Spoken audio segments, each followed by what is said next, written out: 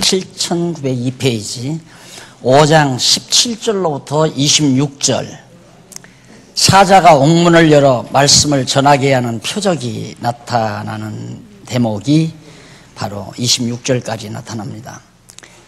여러분, 종교 지도자들이 얼마나 악랄한가를 알 수 있죠? 바로 이 부분이 제가 참 힘들었던 부분입니다. 제가 어느 후배를 하나 만났는데 그런 얘기를 하더라고요. 한국교회의 상황을 자기가 얘기해버리면 한국교회가 완전히 박살날 것 같고 안 하자니 하나님 앞에서 참 막 답답하고, 그래서 요즘 자기가 고민이 뭐냐면 이거 내가 말을 해야 하는지 안 해야 되는지, 하는 것이 한국교회에 유익한지 안 하는 것이 한국교회에 유익한지, 이것 때문에 심히 갈등을 느낀다고 그러더라고요. 그래서 제가 그건 아닙니다. 아닌 건 아니라고 얘기하셔야 되죠. 목사님이 당할까 봐서, 목사님이 피해 당할까 봐서 못하는 거 아니죠. 못하는 거죠. 그럼 한국교회를 위해서 안 하는 게 아니라 내가 보기에는 목사님 피해 당할까 봐서 안 하는 것 같습니다. 그 얘기를 했는데, 사실 지금 우리가 단행하는 이 모든 체제개혁에 관한 것은 이건 돌에 맞아 죽을 짓을 하는 겁니다. 지금 제가 돌에 맞아 죽을 짓을. 그런데 이게 왜 하는가? 영심해서 그러는 것도 아니고, 아니니까. 이 종교 지도자들이라는 게 이처럼 악랄하단 말입니다. 복음을 순수하게 전하는 사도들을 뭐 때문에 갖다 감옥에 가둬요? 이유는 시기 질투가 나서. 여러분, 이 시기 질투라고 하는 것이 얼마나 무서운 악의 씨앗인지 모릅니다. 그래서 내게서 인간이니까 있을 수 있죠. 그러나 시기 질투가 나거들랑 이 타락 속성이 또 작동하는구나. 그 선을 타고 마귀가 들어오는 거 아니에요? 시기 질투 선을 타고. 그래가지고 사도들을 전부 감옥에 가둬놨단 말입니다. 복음 못 전하게. 자, 그럼 복음 전하지 못하게 말씀 전파되어지는 것이 성령의 뜻인데 그 성령의 뜻을 막아낼 수 있습니까? 안 되는 거예요. 그걸 또 성령의 뜻이라고 해가지고 인간의 힘으로 이걸 하려고 노력하는 것도 그것도 병신짓이야. 자기가 무슨 대단한 영웅이나 되는 것처럼 자기 힘으로 이걸 하려고 하는 것도 이것도 바보짓이라 이 말이에요. 그냥 쓰임 받으면 돼요. 쓰임 받으면. 하나님께서 도구로 써서 행하는 것뿐이지 인간의 열심이나 인간의 계략으로 되는 거 아니에요. 저는 그걸 요즘 눈으로 확실하게 보거든요. 지금 우리 성경신학 운동이 벌어져가는 이 모습을 보면, 하나님이 이런 계획을 가지고 계셨댔구나, 이런 생각을 계속합니다. 내가 아무리 계획해봤자 필요 없어. 내 계획은 한 4, 5년 후 우리 교회 다 모든 거 정리해서 안정된 다음, 그 다음 차근차근. 여러분 제 스타일 알잖아요. 막 밀어붙이는 스타일이 아니잖아요. 뭔 일을 계획하면 또 생각하고 또 생각하고 또 점검하고 이러면서 행해나가는 스타일이라는 여러분이 아실 겁니다. 나는 그렇게 생각을 했죠. 차근차근. 우리 성도님들이 힘드니까 하나하나 정리한 다음 한 3, 4년, 4, 5년 지나고 나면 하나하나 이루어지겠지. 이런 생각, 이런 방향은 알았어요. 성령께서 반드시 그렇게 해가실 거다. 한국교회 한변 말씀이 전 지역에다 퍼지게 하신 것은 몇십 년 전에 다 했잖아요. 이제 남은 건 세계로 전파되어지는 일인데 이거 반드시 성령이 땅끝까지 복음 증거한다고 했으니까 한국 땅에 심어놓으신 이 진리의 보화가 어찌 한국 땅에 묻어두려고 했겠느냐. 이건 반드시 셈의 후손의 시대에, 셈의 자손 시대에 펼쳐갈 하나님의 역사 섭리가 지금 출발된 것이다. 이 확신이 오니까 반드시 아시아 지역을 향해서 운동이 벌어진다. 근데 이렇게 빨리 되어지려고 생각을 안 했죠. 너무 급속하게 퍼져가잖아요. 너무 급속하게. 나는 만약에 내가 정말 놀러나 다니고 호화스럽게 그러려고 한다면 매일 아마 외국 나가 있을 거예요. 지금도 카자흐스탄에서 오자는 거예요. 인도에서도 오라고. 그건 아니잖아요. 가만히 있어도 되는데, 여기 가만히 앉아서도 바울이 새 집어넣고 가만히 있으니까 배고픈 자들이 다 와서 듣고 믿었는데 배고프면 양식 가지러 오겠죠.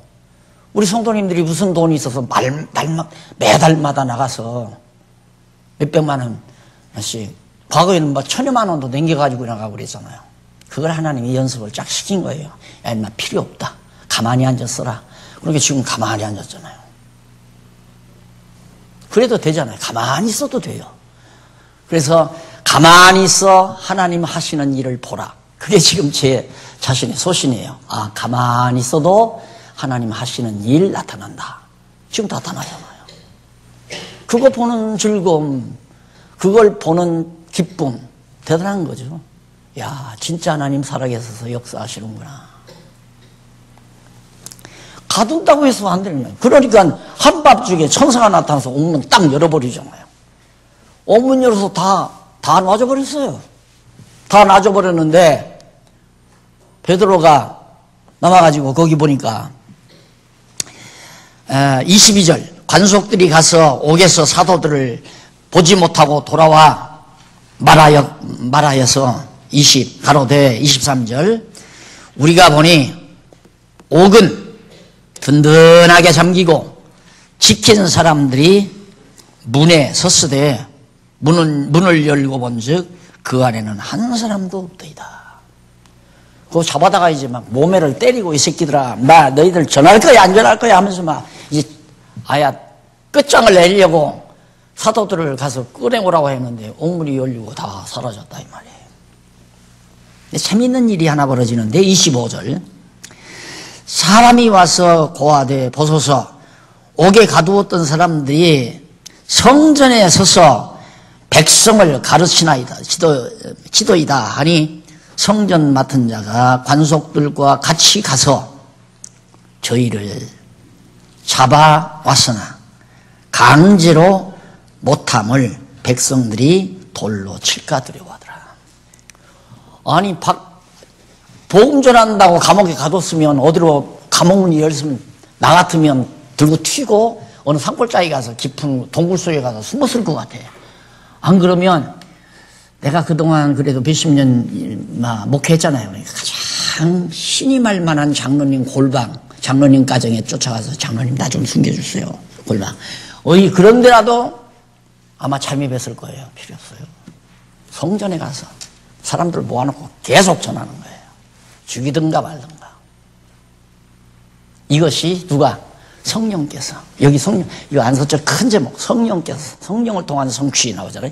성령께서 그렇게 해 가신다. 그러니까 하나님께서 강팍하게 할 자 강팍하게 하고. 왜 그 사내들인 공용원들을 왜 그렇게 강팍하게 만들어요? 한두 번 했다가 안 되면 포기해야지. 끝까지 사도들을 죽이려고. 누가 그렇게 하는가? 하나님께서 핍박, 순환을 통해서 말씀이 전파되게 하려고 사내들인 공용원들의 마음을 강팍하게 만드는 거예요. 아니, 저 사람이 왜 저렇게 갑자기 강팍해지나? 그 사람이 강팍해지는 게 아니에요. 하나님께서 그 사람을 강팍하게 만드는 거예요. 왜? 순환받을 자 순환 받게 하려고. 하나님께서 애굽의 바로와 하나님께서 그냥 모세가 가서 하나님이 그러는데 놔주라고 그런다 그러면 그러냐? 너 신이 노라고 그러더냐? 그러면 나가라. 이렇게 좀 하게 했으면 얼마나 좋아요.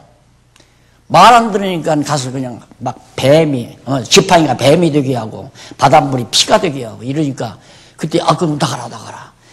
그걸 보고는 좀 마음이 좀 누그러져요. 그리고 나오려고 하면 또 하나님께서 바로의 마음을 강팍하게 만들어서 못 나가게 만들어요. 그러니까 하는 일이 맥히는 일은 마귀가 하는 게 아니라 다 하나님께서 하세요. 방해 붙이는 일도 하나님이 하게 하시고 못하게 하는 것도 하나님이 하게 하시고 모두가 누구를 통해서? 마귀를 통해서. 마귀의 장난을 통해서 이제 강팍하게 할 자 강팍하게 하고. 그래서 끝까지 방해 붙이고 이렇게 복음 전도자들을 순환을 주고 감옥에 가두고. 왜? 성령의 능력을 드러내시려고. 아무리 이렇게 어려운 속에도 봐라. 하나님 말씀 전파되어지는 거 봐라.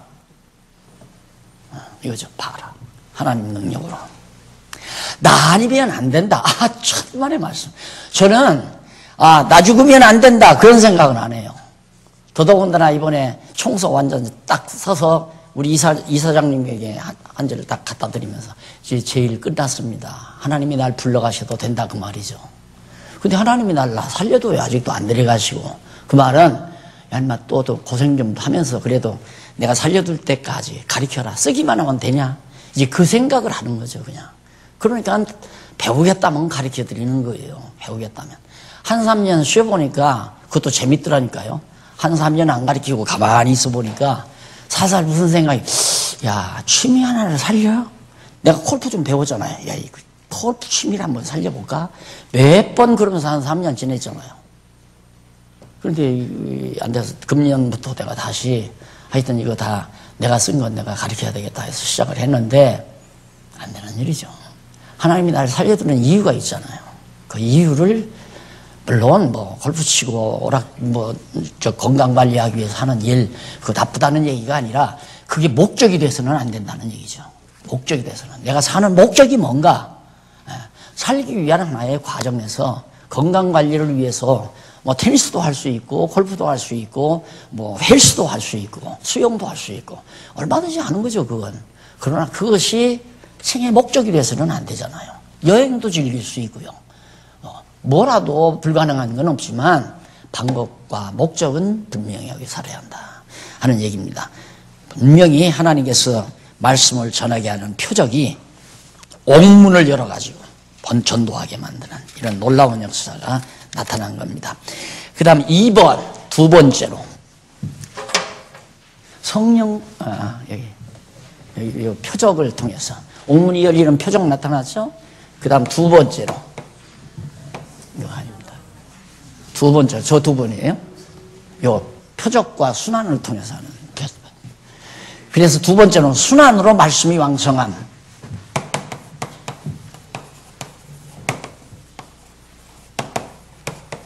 왕성함. 이게 이제 5장 27절로 6장 7절. 5장 27절로 6장 7절. 한 절도 안 빠지잖아요. 쫙쫙쫙 다 이어가죠. 6장 7절까지 나오잖아요. 그러니까 표적을 통해서는 이미 양쪽 가로 유래해서 해결됐고, 순환을 통해서는 지금 양쪽 가로 두 번 해서 이게 해결이 되고, 이게 다 성령께서 순환으로 말씀이 왕성하게 하신다 이 말이에요. 왕성하게. 이게 왕성됨이 좀 어감이 이상하더라고요. 그래서 함이라고 했는데 왕성함. 말씀이 순환으로 뭘 성령께서 순환을 통해서 말씀이 왕성하게 하신다 이렇게 이해하시면 됩니다. 예, 하나님의 말씀이 막 퍼져나가는 거 이거 우리가 계획 안 했잖아요. 언제 우리 지도자 협의회에서 모여서 우리 이렇게 해서 중국으로 인도로 동남아로 그다음 중앙아시아로 막 이거 왕성하게 전 세계로 왕성하게 아마 내년 초부터는 지금 미국에 그때 한번 미국 복음방송 이사라고 하시는 목사님 왔다 갔잖아요. 진결 목사님. 지금 계속해서 동시 영상 전화를 만들어 놓고 저하고 계속해서 지금 주고받고 하잖아요. 뭐 파워포인트 만들려고 그분 와서 이렇게 해서 보여주고 설명하고 그러죠. 그렇게 해서 전 세계로 이 성경신학을 알려야 한다 이거예요. 이거 왜 한국에 묻어두느냐. 묻어두면 안 된다. 전 세계로 알려야 한다. 그래서 앞으로 12월 말까지 그게 완성이 되면 아마 내년 1월부터는 그분이 직접 매주 1시간씩 나가는데 내년 1년 동안 그걸 맡았답니다. 당신이 그 프로를 1시간씩 프로를. 근데 그 프로 핵심이 뭐냐면 전 세계 유명한 신학자들 또 신학 이런 것들을 인터뷰를 통해서 나가는 건데 제일 포스트 이것이 바로 성경신학 제일 먼저 내보내겠다는 거예요. 그래서 분량을 봐가지고 3주를 내보내든 안 그러면 뭐 한 달을 내보내든 그 결과는 이제 분량을 보아서 정하겠다고 그러면서 지금 그거 만드는 과정에 있거든요. 사진 수집하고 자료 수집해서 딱딱 커트 한 커트 만들어서 이제 그분이 설명하기 좋게 딱 누르면 쫙 나타나면 여차 하고. 아마 여러분들의 얼굴도 혹시 나타날지 몰라요. 여러분 공부하는 모습도 나갈 거니까. 이게 누가 계획했느냐 이거예요. 하나님이 해가시는 일 아니에요? 내 머리에 그게 들어있지도 않았어요. 그럴 수도 없고 내가 어떻게 거기 미국에 아직 미국 가보지도 못했는데 이 나이 먹도록 오직 병신이면 못 가봤겠어요. 그런데도 하나님은 해가시잖아요. 가만히 앉았어도. 그러니까 너 가만히 있어. 내 하는 일을 보라. 왜 인간이 설치되면 지가 하는 일로 아니까. 나 아니면 이거 안 되는 줄 아니까. 나는 지금도 그래요. 나 죽어도 이건 이건 안 없어진다 이제. 성경신학은 나 죽어도 안 없어진다. 왜? 하나님께서 해가시는 일이니까. 내가 꼭 해야 된다 그런 것도 없고 그런 생각도 없고 하지 못할 상황 날 갖다 감옥에 가둬놓으면 내가 못하잖아요. 지구석에 꽉 쳐박으면 내가 말씀 못 전하죠.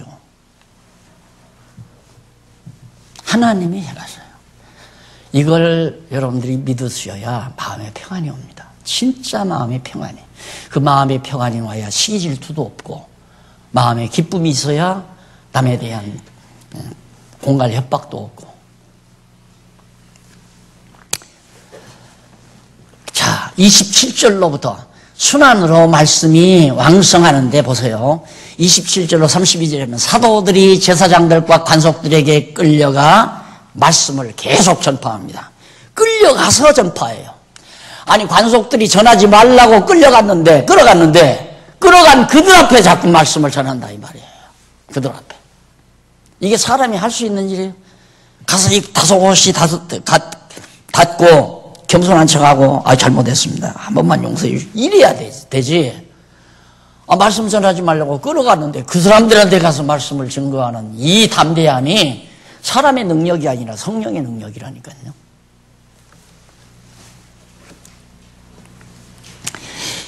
거기 한번 보십시다. 29절 이쪽 5페이지에 위에서 두 번째 줄 성경 앞에 보면 29절 베드로와 사도들이 대답하여 가로되 사람보다 하나님을 순종하는 것이 마땅하니라. 사람의 피를 우리에게로 돌리고자 함이로다. 너희들이 정말 예루살렘에서 예수 죽인 그런 모든 죄를 갖다가 우리한테 돌리려고 하냐. 그런 소리 하지 말아라. 그러면서 사도들이 대답하되 사람보다 하나님을 순종하는 것이 마땅하다. 너한테 순종 못하겠다.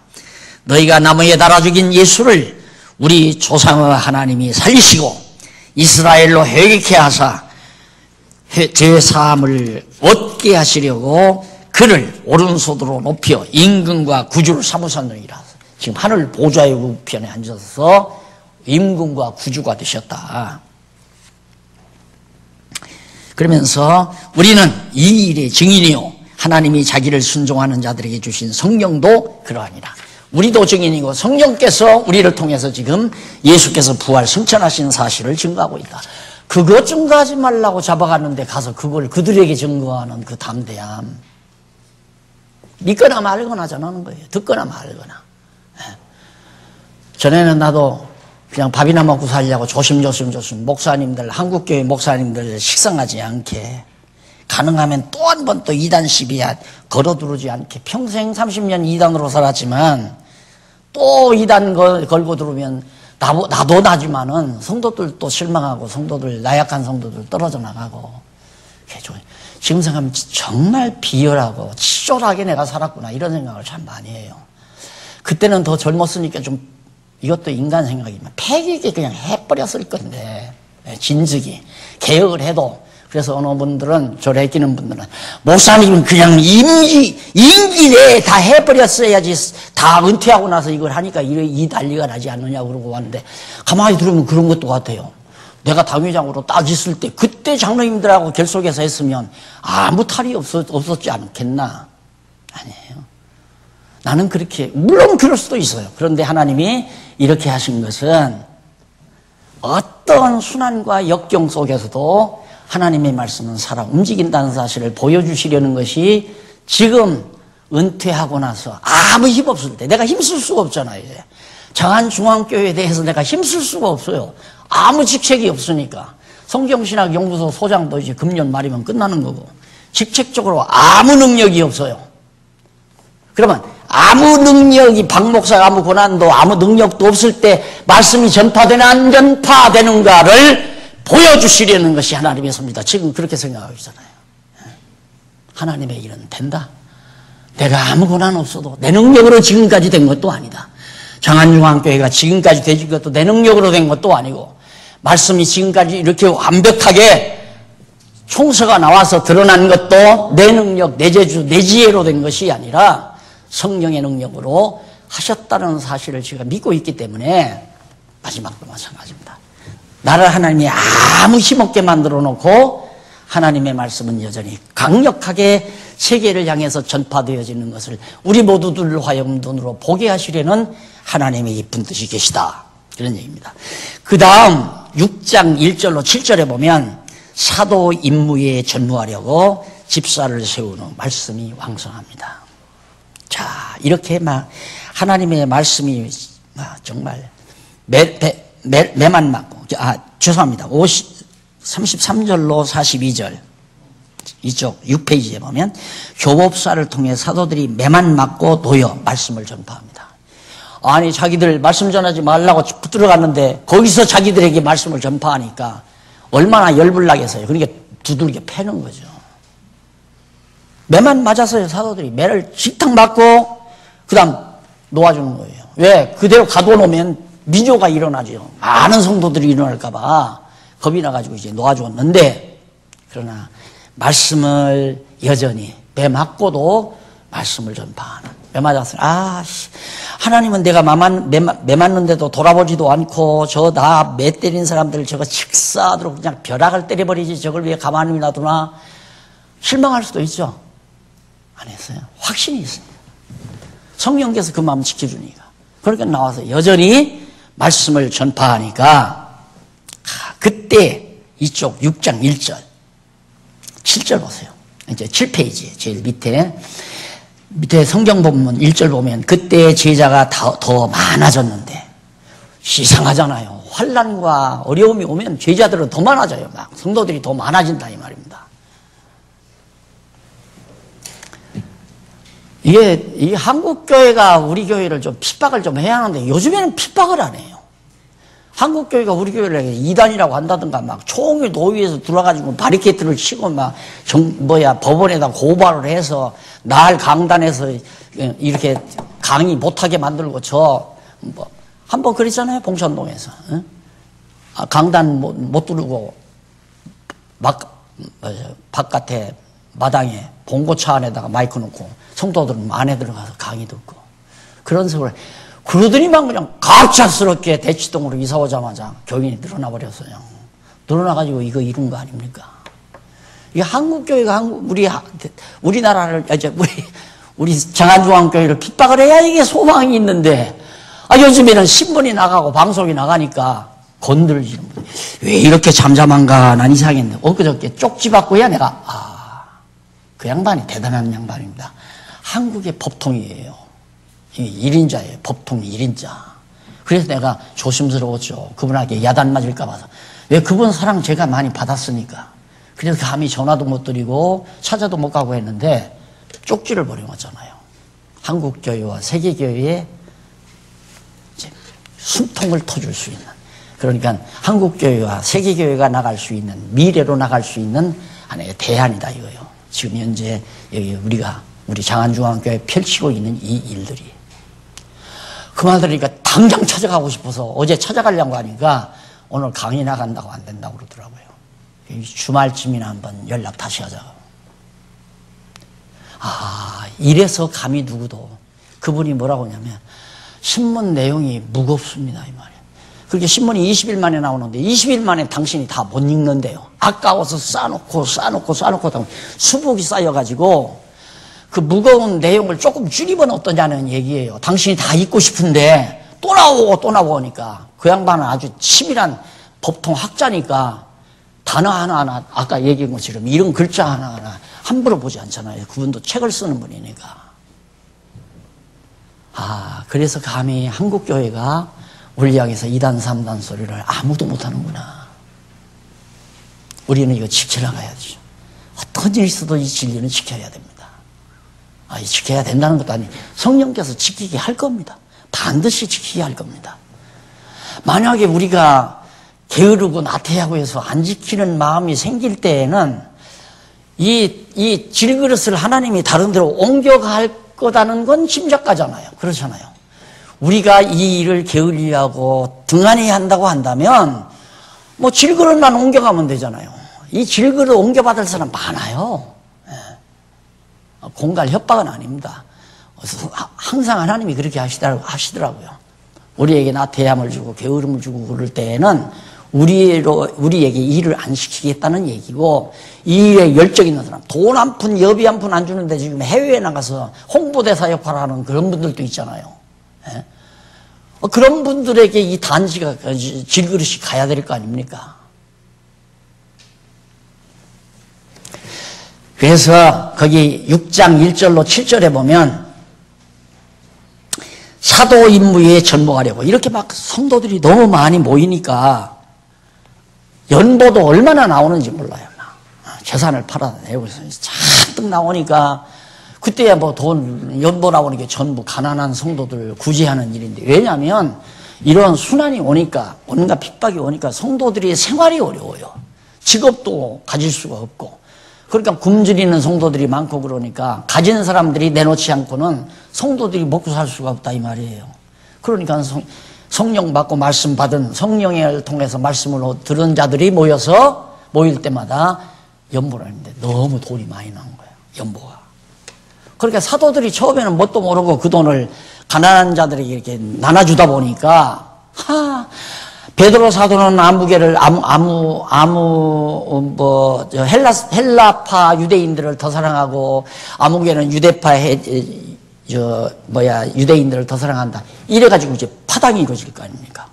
사람인지라 자기 위주로 볼 때는 저 사람은 누구 편이다 이게 나와요. 저 사람은 누구를 더 좋아하네, 누구를 더 사랑하네. 이래서 파당이 이루어지는 거 아니에요. 이래서 교회가 파당이. 그게 베드로가, 사도들이 깜짝 우리 이거 안 한다. 얼마나 돈이라는 게 민감한 겁니까? 굉장히 민감한 거기 때문에 지혜를 하나님이 주신 거죠. 사도들이 그 일을 딱 따눠버리고 당신들이 스스로 집사들을 세워라. 그래서 7 집사 세운 거 아니에요. 당신들이 그거 알아서 해라. 그래서 집사들이 그 돈 전적으로 가지고 가난한 성도들에게 쭉 나누어서 골고루 먹게 하는데도 그래도 말이 많아. 그 당시에는 헬라로 피난 갔던 제2세들이 유대인들이 있을 수도 있고, 유대 땅에서 그냥 살면서 후대들이 된 유대인도 있고, 이 두 파가 있어요. 그러니까 해외에서 돌아온 유대인, 그냥 본국에서 있었던 유대인, 이 두 개가 첨예하게 서로 갈등을 빚는단 말입니다. 그러니까 헬라파를 더 사랑한다, 유대파를 더 사랑한다, 이런 식으로. 그래서 자꾸만 교회가 시끄럽고, 그리고 그걸 딱 맡겨버리고 사도들이 돈에 일절 신경 안 쓰고, 연보돈에 일절 신경 안 쓰고 말씀 연구하고 가르치는 일에만 전념하다 보니까 점점 말씀이 왕성했다. 막 왕성하다 이 말이에요. 그러니까 여러분, 저는 아시지만 제가 초기부터 돈에 대해서 일절 손대지 않은 이유가 이것 때문에 그랬습니다. 말씀 전하는 자는 돈과 관계해서는 안 된다. 그래서 처음에 개척할 때 제 돈 가지고 가서 얻은 건물도 내 이름으로 안 하고 참 묵지는 지금생각 한번 잘 묵겠어요. 그게 이제 화근이 된 거죠. 장로 이름으로. 장로가 아니에요. 그냥 집사 이름으로. 거기 조금 남자 집사 하나 이게 남자 집사님 당신 이름으로 해라. 그래서 재직들 같이 그렇게 해서 한 거. 증인이 있으니까. 그래서 90년도까지 내가 일절 교회 돈 얼마 들어왔는지 나 보고도 받을 필요 없고 다 알아서 뭐 자기들이 다 써버리니까. 그런데도 생활비 안 받은 건 다 알잖아요. 1990년도까지. 교회가 박상 불어나고 다시 할머니들, 어머니 같은 분들, 그죠? 나이 드신 아버지 같은 분들, 이런 분들이 한 50여 명 남아가지고 이 양반들이 빚 얻어다가 장소 얻어놓고 당신들이 다 계획 세워서 나한테 나 깜짝 놀랐어요. 소나타 2000cc짜리를 새걸 갖다 확 사다가 대놓잖아요. 왕복사 아무 데도 가지 마. 아무 데도 가지 마. 돈 벌러 다녔으니까 그때까지만. 아무 데도 가지 말라고. 이거 타고 열심히 신방하고 그러면서 생활비 그 당시 100만 원이면 큰 돈이에요. 100만 원 갖다 딱 매월. 그러면서 교회가 일어나기 시작하는데 금방 90년도에 그렇게 다시 재기를 해가지고 50여 명이 재기해가지고 10년 만에 이거 지어놨잖아요. 이게 가능한 얘기예요? 부흥회 한 번도 안 하고. 그게 누가? 하나님이 하신 일이라 이 말이에요. 저는 그걸 눈으로 봤잖아요. 이게 성령의 능력으로 말씀이 전파되기 위해서 하나님께서 역사해 가시는 것이다. 그래서 내가 요즘에는 신명기에 나오는 일하는 소에게 망을 씌우지 말라. 그것이 여호와 하나님의 언약이에요. 내가 장로님들 일한 것도 아니고 권사님들 일한 게 아니잖아요. 하나님의 일을 하죠. 그게 하나님의 일을 하면 하나님께서 내 입에 망 안 씌운다는 약속이란 말, 언약이란 말입니다. 그러니까 뭐 돈을 좀 안 내나, 왜 더 내지, 덜 내나, 연보가 적다, 얼마밖에 안 들어온다, 이런 생각할 필요가 없어요. 야곱도 보니까 20년 동안, 14년 동안 다 쏙더라고요. 죽도록 일하고 쏙이기도 하고 사기도 당하고 외삼촌한테. 나중에는 아내 하나 얻는데도 7년씩이나 고생을 하고 그렇게 살았는데 막판에 7년 동안 하나님께서 쏘겨먹은 외삼촌의 재산이 몽땅 다 야곱에게로 와버리더라고요. 그게 하나님이에요. 이게 믿어지면 말씀을 맡은 자들이 먹고 사는 일이 급급한다고 하는 건 문제가 있는 거죠. 급급할 필요가 없어요. 하나님이 굶으면 그대로 굶게 됐다 한다고 해서 기질기질 요즘 생활비가 다 떨어졌네요. 예? 없네요. 이런 얘기 거짓노릇 하는 거예요. 거짓노릇. 누구한테 달라고 뭐 돈 있네 없네 할 필요가 뭐 있어요. 제가 요즘 배가 고픕니다. 예? 이럴 필요도 없는 거고 그냥 없으면 굶고 절대 돈 꿔달라고 하지 말고 돈 빌리려도 가지 말고 돈 좀 도와달라고 손도 벌리지 말고 그게 여호와 하나님 의지하면서 말씀만 열심히 증거함으로 말씀이 왕성해가는 가장 큰 비결이다. 비결이고 하나님의 섭리다라는 얘기입니다. 그 다음 2번 나옵니다. 2번이면 이제 요거에 대한 2번이죠. 요거에 대한 이거 1번이니까 표적과 순환. 2번은 순교와 핍박을 통한 말씀 전파. 갈수록 농도가 깊죠? 순교와 핍박.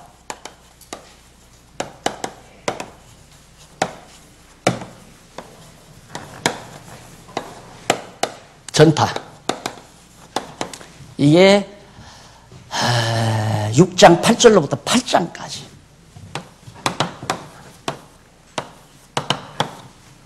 이거 보세요. 아니 복음을 증거하는 스데반, 야고보 하나님 넘어가시잖아요. 죽여요. 죽도록 놔둬요. 죽이도록 해요. 그런데 사실 말씀을 받은 자가 순교하는 것만큼 복된 게 없습니다. 우리 성도가 이 땅 위에 사는 동안 가장 큰 복이 있다면 순교의 복이에요. 누가 죽여줘야 죽죠. 내가 자살하고 순교했다고 할 수는 없잖아요.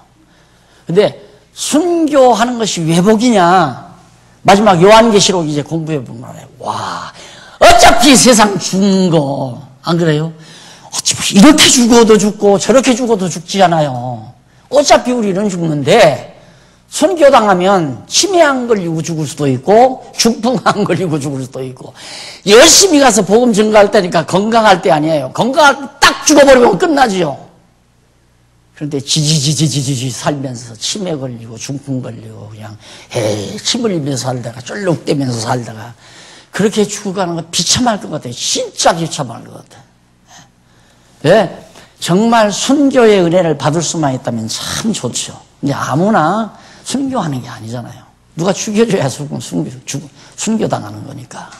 근데 하나님께서는 이처럼 말씀을 증거하는 자가 순교를 당하게 만들고 그리고 살아있는 자도 온갖 핍박을 당하도록 하는 섭리를 통해서 하나님의 말씀이 자꾸자꾸 퍼져나가도록 한다는 거. 자, 그러면 여기서 우리가 더 하나 정리할 것. 예수를 믿고 신앙으로 산다는 것이 이 지상 위에서 내 육체의 쾌락이나 기쁨이나 내 모든 영화를 위해서 살게 하시는 게 아니로구나. 오직 나를 하나님 말씀 전파의 도구로서 나를 지금 왜 살려두셨는가? 말씀을 증거하기 위해서. 이 말씀 증거한다는 것이 꼭 어디 내가 나가서 선교사로 일하는 게 그게 중요해.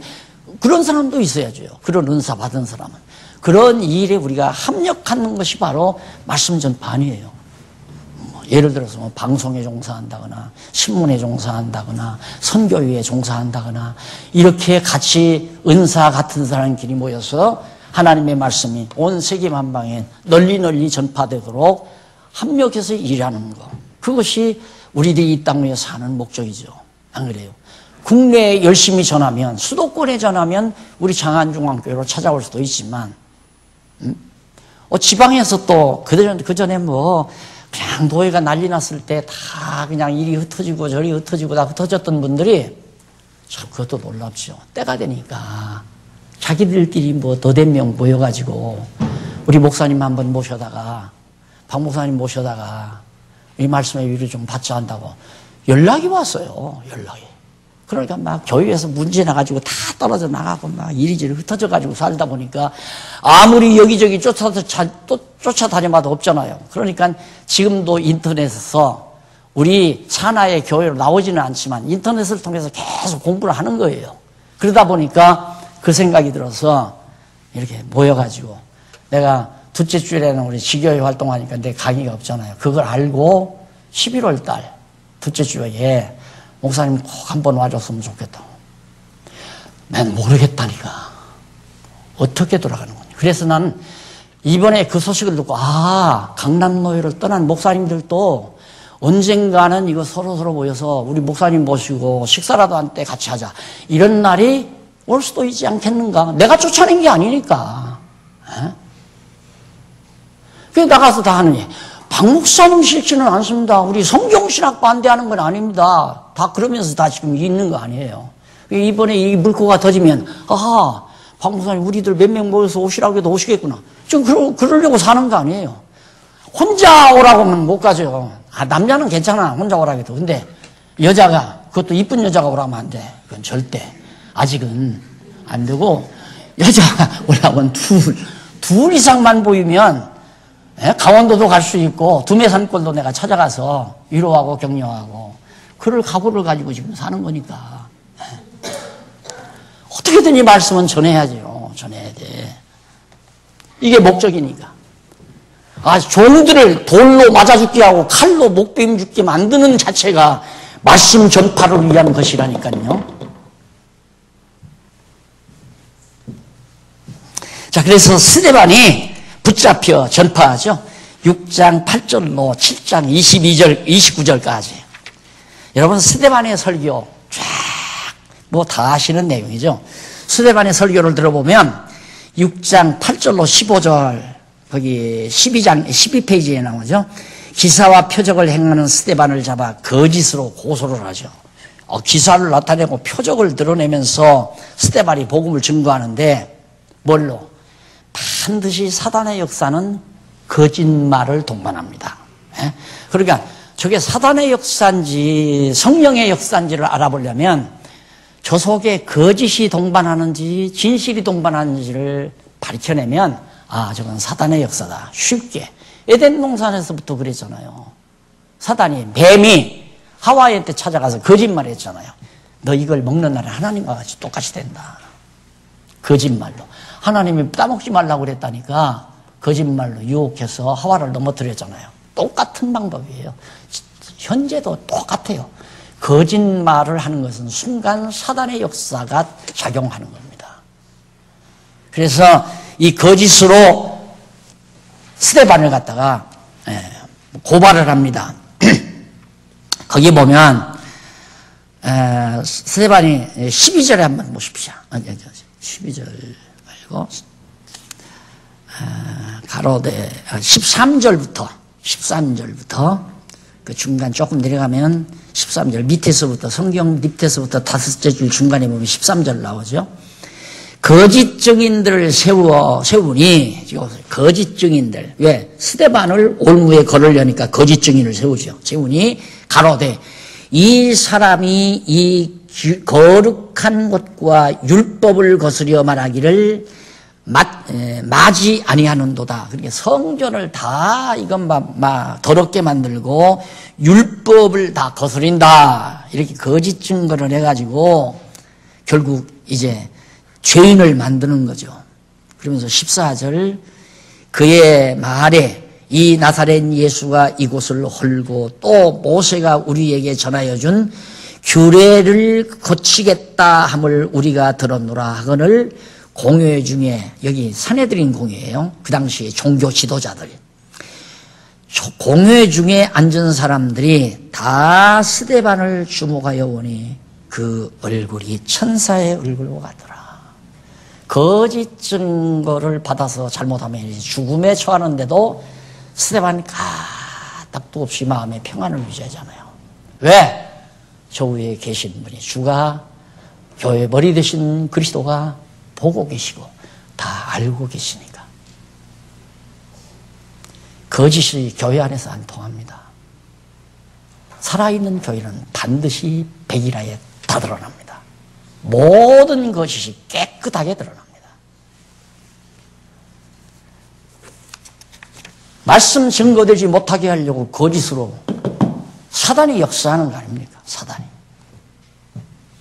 7장 1절로 16절 조상에게 세운 언약대로 애굽으로 내려간 사실을 진술합니다. 이거 다 읽을 필요 없이 다 아시는 일이니까 1절로 16절까지는 아브라함과 이삭과 야곱에게 언약하시고 특별히 아브라함에게 언약한 대로 네 자손이 400년 동안 애굽에 가서 종노릇 한다. 언약하셨잖아요. 그 언약대로 야곱의 후손들이 애굽에 내려가서 살게 됐다. 그 사실을 다 지금 그러니까 구약 성경을 아브라함 얘기는 다 아시다시피 12장이 나와요. 창세기 12장 아브라함에게 언약하시는 내용이. 그래 애굽에 내려가는 것이 어디에 나오냐면 창세기 50장 나옵니다. 그러니까 12장에서 50장까지를 간략하게 간추려서 이렇게 진술을 하는 것이 1절로 16절이에요. 그러니까 강의는 많은 분량을 딱 간추려 줘야 싹 들어오는 겁니다. 그리고 1장에서 50장까지는 상당히 분량이 많잖아요. 이걸 한 페이지로도 안 되게 간단히 요약해 드리는 거죠. 그것이 여러분들이 보고 공부하는 성경 개론과 같은 겁니다. 근데 개론에다가 조금만 설명 붙이면 이 사실이 되는데 강론은 이제 전체를 잘 하나하나 푸는 것이에요. 그러다 보니까 분량이 많은 거예요. 그러나 그걸 딱 간추리면 작아지는 거죠. 그래서 창세기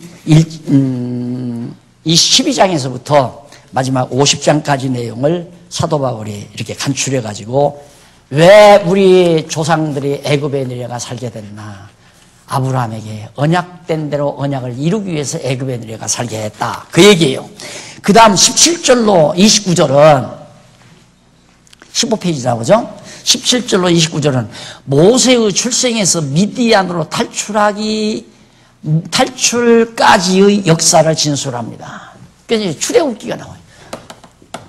출애굽기 1장.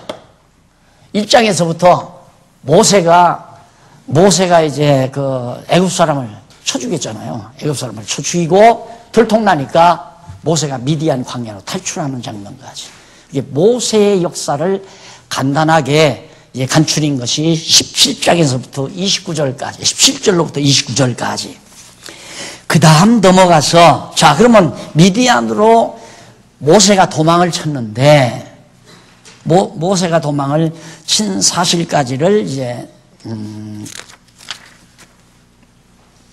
탈출까지의 역사를 다 진술했는데, 그 마지막 29절 한번 보십시다. 29절. 29절을 보면, 7915페이지 끝에 29절 성경 끝 29절에 보면 모세가 이 일을 인하여 도주하여 미디안 땅에서 나그네 되어 거기서 아들을 낳으니라. 모세가 광야에서 살게 되기까지. 그리고 나서 이제 모세가 17장 30절로부터 60절까지 이쪽 17절에 나오죠. 거기 보면 전파한 스데반이 순교함. 어디 하나 쓰지를 않았네요. 1번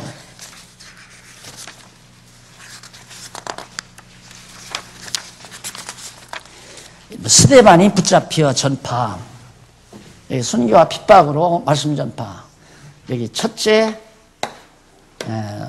스데반이 붙잡혀 전파.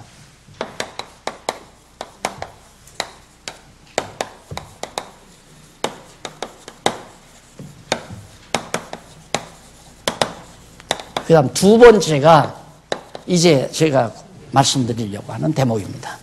자, 전파한 스데반이 순교함. 말씀을 전파한 스데반이 순교함. 자, 여기 나오죠? 순교와 핍박을 통해서 말씀이 전파되는데 우선은 스데반이 잘못한 거 하나도 없잖아요. 창세기 12장부터 출애굽기 일부까지 모세가 미디안 광야에서 살게 된 내용까지를 설명을 했어요. 그런데 그런 스데반이 붙잡혀서 전파하는 겁니다. 붙잡혀도. 그런데도 전파한 그 복음을, 하나님의 말씀을 전파한 스데반이 결국은 순교를 당하는 거예요. 참 불합리하죠. 불공평하고. 너무너무 불공평하고 불합리하잖아요. 저렇게 열정적으로 말씀을 증거하는 자는 대우를 받아야 되고 영광을 얻어야 되고 존경을 받아야 되고 위대하게 돼야 되고 높이 들림을 받아야 되고 이름도 나야 되고. 그런데 하나님이 저런 위대한 스데반을 순교당하게 만드신다. 왜? 순교를 당해야 하나님의 말씀이 더 널리 증거가 되니까. 아까도 했잖아요. 붙들어 놓고 감사합니다. 너무너무 좋습니다. 말씀 중 안에서 참 행복합니다. 존경합니다. 자꾸 하면 사람인지라 그렇게 대우받고 살고 싶죠. 그런데 이렇게 하나님께서는 모진 시련과 핍박을 통해서 하나님의 말씀이 전파되게 하는 것. 사람이 영광받게 하려는 것이 아니라 살아있는 하나님의 말씀이 널리 전파되게 하시려는 것이 성령의 근본 목적이시다. 이 사실을 다시 한번 확인할 수 있습니다. 스데반이 순교를 당하는 내용이 7장 30절로 60절까지 나와요. 근데 계속해서 30절로 36절 18페이지 나오죠. 7장 30절로 36절 보면 모세의 소명으로 백성을 애굽에서 구출한 사실 다 아시는 거 아닙니까? 자, 모세가 미디안으로 갔어요. 미디안으로 갔다가 미디안에서 하나님께서 모세를 불러내죠. 불러서 야, 나는 너희 조상 아브라함과 이삭과 야곱의 하나님이다. 이제 너를 통해서 애굽에서 종살이하는 내 백성들을 인도해 낼 테니까 너 애굽으로. 나는 못 갑니다. 나는 못 갑니다. 거기서 지금 범죄하고 내가 도망쳐 와서 은신하고 있는데 바로 앞에 나타났다가 나는 그날로 사형이다 이 말이죠. 모세로서는 애굽에 간다는 건 가장 두려운 일이죠. 애굽 백성 쳐 죽이고 도망쳐 나온 거 아니에요. 그리고 애굽에 바로 앞에 나타나면 이놈 노왔구나 하고 죽일 거 아닙니까? 못 간다고 사정을 해. 그런데도 하나님은 모세를 보냅니다. 모세가 약해서 죽어도 안 가려고 그러니까 하나님이 막 표적을 보여주죠. 야, 너 손에다가 품에다가 이렇게 넣다 내봐라. 내버리면 문둥병이 당장 또 넣다 내봐라. 넣다 내 깨끗해져요. 네 지팡이 던져봐라. 뱀이 돼버려. 잡아라. 다시 지팡이가 되는 거예요. 그래도 못 가? 가.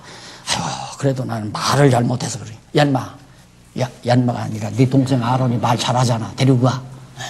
그래서 모세가 가가지고 애굽에서 백성들을 데리고 나오는데 갔으면 하나님께서 바로의 마음을 아까도 말씀드린 대로 편안하게 해가지고 바로의 마음을 부드럽게 해서 우리 조상들이 섬기는 아브라함과 이삭과 야곱의 하나님 여호와께서 내 백성 놔주라고 해서 내가 데려왔다. 그러면 그래? 야, 그렇지 않아도 데려올 것 같아서 내가 기다리고 있었다. 그래, 데리고 나가. 그래. 이러면 얼마나 좋아? 안 된다, 임마. 놔주려고 하겠어요? 그 애굽 문명을 어떻게 만든 건데? 애굽의 모든 시설들을 노예들을 시켜서 전부 다 강제 노동을 시켜가지고도 만들어 놓은 건데 그게 재산 아니에요. 종이 재산 아니냐 이 말입니다. 근데 그걸 놔주겠어요? 안 놔주니까 하나님께서 기적을 하나 나타내고 기적을 하나 나타내고 아유 알았다 데리고 나가라. 그럼 데리고 나올 때 좀 바로의 마음을 꼭 붙들어 주면 그냥 한 번에 데리고 나왔을 거 아니에요. 또 강팍하게 해. 또 강팍하게 해. 왜? 아무리 강팍해 봤자 필요 없다. 누구 뜻대로 된다? 하나님의 뜻대로 된다.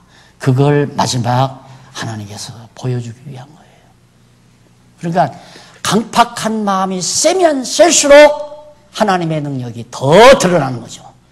거짓말을 밥 먹듯이 하는 그런 강팍한 마음이 세면 셀수록 하나님의 권능이 더 크게 드러난다 이 말이에요. 그 사실을 여기서 지금 말하는 거 아니에요. 애굽에서 구출한 사실. 그 다음 37절로 43절 19절에 보면 백성이 광야에서 우상과 이방신을 섬긴 사실. 그렇게 해서 데리고 나왔더니만 그래 출애굽기 데리고 나와서 이제 레위기 시내산 지나서 민수기 나오냐. 민수기 광야 저 걸어 나오는데 거기 와서 그래 우상 섬겨. 시내산에서도 금붙이 걷어서 우상 섬기고 광야 지나오면서도 계속해서 하나님 멀리하고 그 사실을 하나하나 진술합니다. 그러니까 지금 스데반은 자기를 붙잡아간 그 사람들에게 구약 역사를, 구약에서 하나님께서 이스라엘 민족을 이끌어온 역사를 한번 쭉 핵심을 설명하는 거예요. 지금 스데반의 설교 내용, 여기 이 강의 내용이 바로 압축해서 그러니까 모세의 오경을 가장 간략하게 압축해서 총체적으로 설명하는 내용이에요. 그렇게 딱 해놓고는 44절로 50절 넘어가서 보면 21절에 나오죠. 21페이지에 7장 44절로 50절에 보면 가나안 땅 점령부터 솔로몬 성전 건축까지 사실을 다 밝혀냅니다. 그럼 가나안 땅 건축은 여호수아죠. 여호수아 사사기 룻기 사무엘상 하 사무엘상하 열왕기상하 사무엘상은 사울왕 사건, 하는 다윗 사건.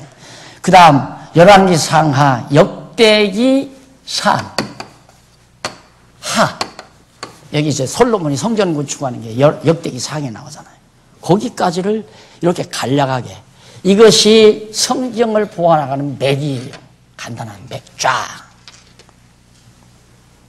솔로몬이 성전 건축하기까지 이렇게 된 거 아니냐. 간략하게 그렇게 진술하고 나서 그 다음 7장 51절로 60절까지는 자 성전 짓고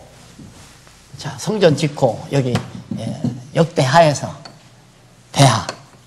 대상에서 이제 성전 짓고 역대하로 넘어가고 솔로몬이 성전 짓고 하는 얘기를 하면서 자 이렇게 하나님 여호와 하나님께서 우선 잠깐 넘어가서 뒷부분 조금 보고 넘어가십시다. 48절 한번 보세요. 48절. 그를 위하여 그 48절 바로 앞에 보면 솔로몬이 47절에 보면 솔로몬이 그를 위하여 여호와를 위하여 집을 지었느니라. 48절 그러나 지극히 높으신 이는 손으로 지은 곳에 계시지 아니하시니 어떻게 우주 만물을 주관하시고 다스리시는 우주에 충만하신 이 지극히 높으신 여호와가 솔로몬이 손으로 지은 전에 계실 수 있겠느냐. 성전 지었다고 하지만 그래서 솔로몬이 지은 곳에 계시지 아니하시니 선지자의 말한 바 주께서 가라사대 하늘은 나의 보좌요 땅은 나의 발등상이니 너희가 나를 위하여 무슨 집을 지었으며 나의 안식할 처소가 어디뇨? 이 모든 것이 다 내 손으로 지은 것이 아니냐 함과 같으니 아니냐 함과 같으니라. 그러니까 하나님은 솔로몬이 손으로 지은 전에 계시지 않는다. 어떻게 그 안에 하나님이 계실 수 있느냐? 그러면서 50일 넘어갑니다. 이제 51절로 60절 거기 보면 목이 곧고 마음과 귀에 할 일을 맡지 못한 사람들아, 목이 고다. 목이 교만이 꽉 차 있다 이 말이에요. 여러분, 교만하면 자기도 왜 그런 말 하죠? 여기 조금 얘기하고 갑시다. 왜 어깨에 힘 주는구만. 그게 얼마나 무서운 병인지 압니까? 어깨에 힘을 빡 주고 살잖아요. 살 주면 여기에 뭉쳤다고 그러죠. 여러분 들어 안마 받아보셨어요? 그러면 아이고 여기 많이 뭉치셨네요. 교만은 또니까 그렇게 교만 잘난 척하면 잘 뭉쳐요. 진짜예요. 어깨에 힘 빼고 사는 것이 얼마나 좋은 줄 압니까? 여기 저 장로님 골프 드시니까 어깨에 힘 빼고 골프 치라고 하잖아요. 어깨에다 힘 주고 골프 때리면 엉뚱한 데로 빠져나가는 거예요. 골프 칠 때도 어깨에 힘 다 빼고 겸손한 마음으로 빙 돌려야 제자리로 나가죠. 힘 빼요. 어깨에다 힘 주면 뭉친다. 뭉치면 머리로 올라가는 핏줄이 아이고 또 건강 관리한다. 다 알아두셨죠? 네. 힘 빼고 사셔야 돼요. 다 몸에 힘 다 빼고 사셔야 돼요. 그러면 안마 안 받아도 돼요. 안마를 왜 받아야 되느냐? 어깨가 뭉치기 시작하면 점점 거기로부터 다른 게 다 뭉쳐져요. 목이 곧은 백성, 목이 뻣뻣해진단 말입니다. 그리고 할 일을 받지 못한 사람들아, 너희가 항상 성령을 거스려 너희 조상과 같이 너희도 하는도다. 지금 하나님의 말씀 성령께서 증거하는데 이걸 자꾸만 거스려 그래. 하나님의 말씀을 왜 거스르냐 이 말이야. 성령 거스려. 왜? 목이 곧았어.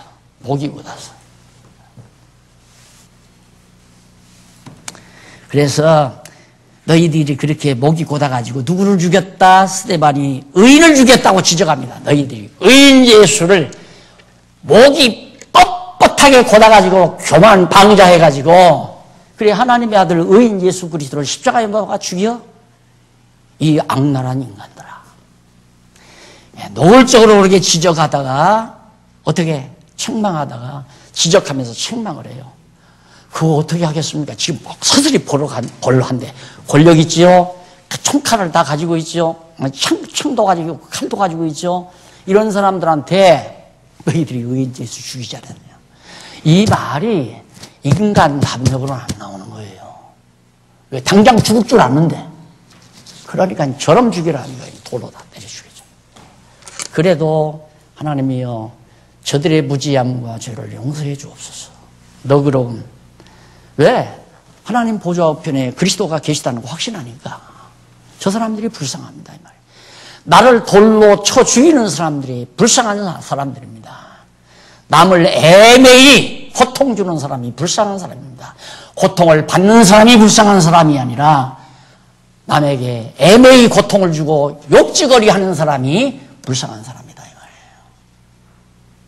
그러니까 스데반이 돌에 맞아 죽었잖아요.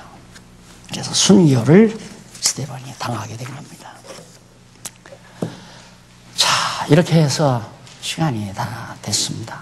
너무 오버했나요? 조금 오버했습니다. 다음 시간 8장부터 핍박으로 흩어져 전파. 이제 여기는 스데반이 순교를 통해서 말씀이 전파되고 이제는 핍박으로 흩어지게 해서 말씀이 전파돼요. 모여놓으면 문제야. 문제는 사람을 모여놓으면 서로 잘난 척하려고 시기 질투하고 거기서 자기가 뛰어나려고 생각하고 이것이 인간들의 모임이기 때문에 정말 성령께서는 예루살렘 교회도 흩어버리고 여기서도 핍박을 통해서 다 흩어가지고 하나님의 말씀이 증거되게 하는 예감을 하시면서 복습해 오시면 대단히 감사하겠습니다. 기도하십시다. 자비로우신 하나님 아버지, 오늘 또 저희를 부르셔서 하나님의 귀한 말씀 함께 상고하고 우리들 안에 아직도 남아있는 육체의 정욕들을 하나하나 제거할 힘을 얻게 하신 걸 감사합니다. 오늘 우리를 살게 하신 것은 말씀이 온 세상에 전파되게 하시려는 하나님의 기쁘신 뜻이 있음도 함께 공감해 싸우니 하나님이여 우리를 의의 도구로 사용해 주시옵소서. 예수님 이름으로 기도드립니다. 아멘.